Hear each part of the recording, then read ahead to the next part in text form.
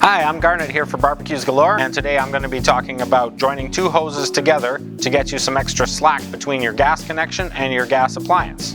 While it might seem intuitive to join two appliances hoses together using a quick connect coupler system, this can be expensive and dangerous. It's expensive because you need to pay extra for the individual components, and it's dangerous because there's a chance that the hose could be tripped on, causing an accidental discharge or a leak in the system. For safety, we recommend using a one-piece solution. Our TMFTFP unit, also known as Fairview part number 466C, is designed to interconnect two hoses together.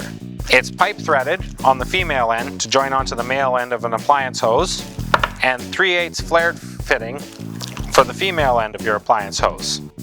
For half-inch gauge hoses, we offer Fairview part number 468D. Installation is simple. Just remove the old hose off of your gas appliance, attach a new replacement hose with the length of your choice, apply gas fitters tape or paste to the end of the hose,